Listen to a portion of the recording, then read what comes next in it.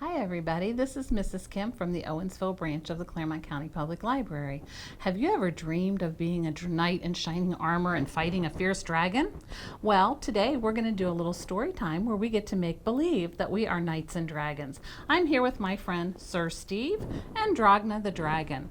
They actually are friends. They don't fight one another, but they're going to help us today with our story time. Well, the first thing we're going to do before we read our book is we are going to go ahead and do a little rhyme called Dragon Dragon. So I'm going to put Sir Steve down, and Dragna the dragon is going to help us with this one. Dragon, dragon, turn around. Everybody turn around. Pretend you're a dragon. Dragon, dragon, touch the ground. Reach down and touch the ground. Dragon, dragon, fly up high. Can you reach way up high? Dragon, dragon, touch the sky. Dragon, dragon, swing your tail. Can you swing your tail? Dragon, dragon, shake your scales. Shake your scales. Shake them. Dragon, dragon, give a roar. Give a big roar. Now, dragon, dragon, sit down on the floor. All right, I think we're ready for our story now. The story we're going to read today is called The Storybook Knight, and it's by Helen Doherty and Thomas Doherty. And they wrote a very good story about a not your traditional knight. He doesn't go out and slay dragons. He likes to go out and read to them. So let's find out what happens with the Storybook Knight. Leo was a gentle knight, in thought and word and deed. While other knights liked fighting, Leo, he liked to sit and read. He was kind to every creature, and he wouldn't hurt a fly. When Mom and Dad said knights must fight, he couldn't see quite why. He just didn't understand why he had to go fight. One morning, Leo's parents said they'd like to have a chat. There was nothing wrong with reading, but he couldn't do just that. They'd seen an ad that morning in their favorite magazine. A dragon needed taming. Leo wasn't very keen. He did not want to do that. Nonsense, you'll enjoy it. It'll stop you getting bored. In case the dragon's scary, here's a brand new shield and sword. Every knight needs a good sword and shield, don't they? Leo packed some sandwiches and lots of books, of course. Then, with a sigh, he saddled up old Ned, his faithful horse. He hadn't traveled far, though the sun had risen high, when suddenly a fearsome creature swooped down from the sky. It had a lion's body, and it had eagle's wings. A griffin, marveled Leo. He had read about those things. Come on, snarled the griffin. I dare you to fight. I'd rather not, said Leo. It wouldn't be quite right. I've got my brand new sword with me, so I am bound to win. But how about a story with some pictures of you in it? Yes, please, the griffin nodded. He was really rather vain, so Leo read a book to him once, twice, and then again. It's yours to keep, said Leo as he clambered back on Ned. Oh, thank you, cried the griffin, and he bowed his noble head. Leo rode for hours, though the heat was quite extreme. Do you see how hot it is out there? Kind of looks like a desert, doesn't it? Oh, then he stopped to have his picnic by a welcome mountain stream. Who dares to trespass on my bridge? Inquired a hungry troll. It's only me, said Leo. Would you like to share my roll? The troll just laughed. No thanks, he growled. I think I'll just eat you. But Leo said, my armor's pretty difficult to chew. You know that knight's armor is made out of metal. That would be hard for the troll to chew, wouldn't it? Can anybody think of another story that has a hungry troll in it? If you thought of the Three Billy Goats Gruff, you might be right. I've got a brilliant book, though. If you'll hang on just a minute, it's full of juicy goats. Oh, and look, it's even got you in it. That sounds good, the troll replied, his hunger put on hold. So Leo read the story with a few changes, truth be told. It's yours to keep, said Leo, as he clambered back on Ned. Oh, thank you, cried the troll, and he bowed his heavy head. Leo kept on riding through that long, hot afternoon. At last he came upon a town that was as empty as the moon. The leaves were burnt on every tree, the grass and flowers too. He'd seen some messy streets before, but this was something new. I wonder what happened. Anybody have any ideas of what might have happened to the town? Let's find out. Faces peered from windows, folks too scared to go outside. He trotted bravely onward. Hey, watch out, the people cried. If you thought it was a dragon, you were right. Look at that big, scary dragon. What he saw around the corner set him shaking in his shoes. The most enormous dragon had just woken from a snooze. The dragon raised his eyebrows. Not another pesky knight. Don't worry, Leo told him. I haven't come to fight. I've got the most amazing books with lots of dragons in it. But it's going in the trash unless you clean up your mess right this minute. Oh, don't do that, the dragon cried. I'll clean it up right now. But I'm really bad at tidying. Perhaps you'll show me how. So Leo taught the dragon how to shovel, scoop, and clear. And one by one, the townsfolk all began to lose their fear. That dragon really wanted to read a story, didn't he? Now can I have my story? Begged the dragon on his knees. So Leo read the book 1, 2, 3, 4, 5, 6 times because a dragon's hard to please. It's yours to keep, said Leo as he clambered back on Ned.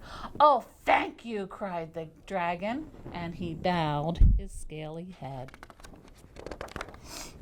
When Leo reached his home at last, the cheers were long and loud. His parents hugged him very tight. Well done, you've made us proud. Now Leo is a hero, his parents have agreed. Everybody was happy he came home. He doesn't have to fight at all. He's left in peace to read. And look at all the reading buddies that he made while he was out on his adventures. All right, that was the Storybook Dragon. And now we are going to learn to make something that will help you be a knight, and maybe you will go out and slay your own dragon. So let's move everything out of the way here and get all the pieces that we need. Every dragon needs a horse. So we are going to make our very own, or every knight needs a horse, I'm sorry. We're going to make our own horse so that we can ride and slay the dragons. What you're going to need is a pool noodle, like this. Just a plain old pool noodle, the kind you buy at the dollar store. You'll need some string, some scissors, or maybe if you don't have string, you can use yarn or you can use ribbon.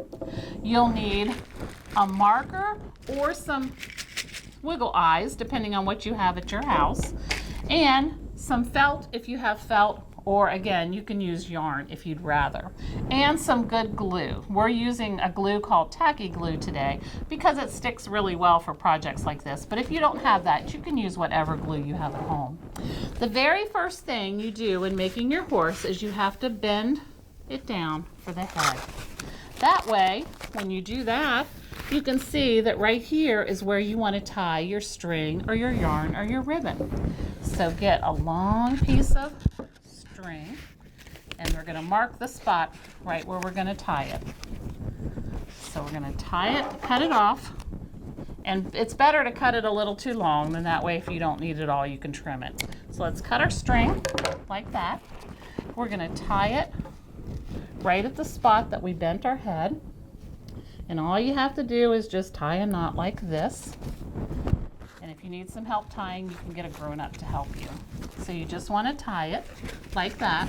Now bring your head back down to where you had it, and you're going to take your string and you're going to tie it around here, around your horse, and maybe wrap it around a couple of times just so it holds real well. Like this. So you want to hold it, pull it tight, and then bring it back like this. Okay. And you're going to tie it again right back here to hold him in place. So what you want to do is tie it here, bring it around the front, and then tie it in the back. And the extra string that you have left, just tie right like this. Make a nice, good knot. And that's going to be your reins to hold on to while you ride your horse. Okay, now that you've got your horse tied and you're ready, what he's going to need now is a mane. And we made our mane out of felt. So to do that, you want to just take your square of felt and you want to round it off a little bit like this. So it'll kind of go around his head. Just cut that part off. And then once you've done that, you're just going to go through and you're going to fringe your felt and keep fringing it until it looks like that. And then you're going to take it and you're going to put your glue. Put your glue right along here. Right along this part right here. And you're going to glue it to your horse. And make sure you bring it up far enough. Now I didn't fringe mine. I can go back and finish fringing it later. And you want to bring it up far enough so that it comes over and gives him some little bangs like that. Okay? All right, and then I'll finish fringing mine later, but I don't want to do it now. It takes too much time, but you guys can work on yours. Now, you're going to have some leftover felt, and fortunately, it comes out in nice little triangles like this. So put your triangles together, trim them off a little bit just like that, and just like that. And can you guess what these are going to be? These are going to be his ears. So the first thing you have to do is fold them around like that, and you're going to put some glue on it. Now it's going to take a little time. You're going to have to hold it for a few seconds for your glue to dry, unless you have a big person who has a hot glue gun and they can help you with that, but I wouldn't recommend you do that yourself. You need to have a big person help you with that. And then what you're going to do, once you make your ear, just like this, I'll show you again how I did that. I took my piece of felt, I wrapped it around like this, just so that the bottom parts are touching, and then you just put your glue right there and it shapes it just like a little ear. Now once you've held that and it gets nice and dry, you're going to come up here onto your horse and you're going to glue it right here where the ear should go, and put one on each side. Now it's going to take a long time to hold that for it to dry, so let me show you what it looks like. See how I put one ear on each side right here on my horse. Now he has a mane, he has his harness and his stirrups, but he still needs some eyes and a nose. Now I happen to have some wiggle eyes. So if you have wiggle eyes at your house, yours probably don't have eyelashes on them, but that's okay. You need them about this size. It's about the size of a nickel. That works pretty good on here. If you have wiggle eyes, you're going to take those and you're going to glue one on each side. If you don't have wiggle eyes, then you could take a marker and you could draw your eyes and your eyelashes on your horse with a marker. So if you don't have them, don't worry about it. Now, you're still going to have a little bit, even after you make your two ears, you're going to have a little bit of felt left. And we're going to cut those in these little ovals to make your horse's nostrils for his nose. So just take it, fold it over, and you might need some help with the scissors. You might have to have your mom or dad cut it for you, or if you're older, you can do it yourself. So cut it, make some nostrils, and then you're going to put those right down here under where you have your string or your ribbon or your yarn going across, and that's going to make his nose. And when you're finished, you will have your own horse, and all you'll have to do is get you a sword and a shield and go out and start slaying dragons, or reading to them if you'd rather do that.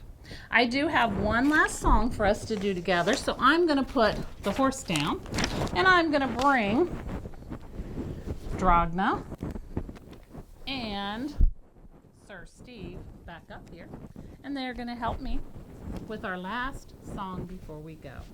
And it goes like this. If you're a knight and you know it, ride your horse. You just made your horsey, so everybody get on your horse and ride your horse. If you're a knight and you know it, ride your horse. If you're a knight and you know it and you really want to show it, if you're a knight and you know it, ride your horse. All right, now you're going to swing your sword. Here's Sir Steve's sword right here. If you're a knight and you know it, swing your sword, swing your swords. If you're a knight and you know it, swing your sword, swing your swords. If you're a knight and you know it and you really want to show it, if you're a knight and you know it, swing your sword, swing your sword. There you go. If you're a knight and you know it, save the castle. You might have to save it from a dragon. Oh no. If you're a knight and you know it, save the castle. Get your shield and sword. If you're a knight and you know it and you really want to show it, if you're a knight and you know it, save the castle. Yay, that was good singing, everybody. And if you want to learn those songs, you could play this again and learn the songs and sing them as you go out on your knighting adventures. Everybody have fun, and make sure you look for more books and stories on knights and dragons, and also don't forget about summer reading. We'll see you all later. Bye, everybody.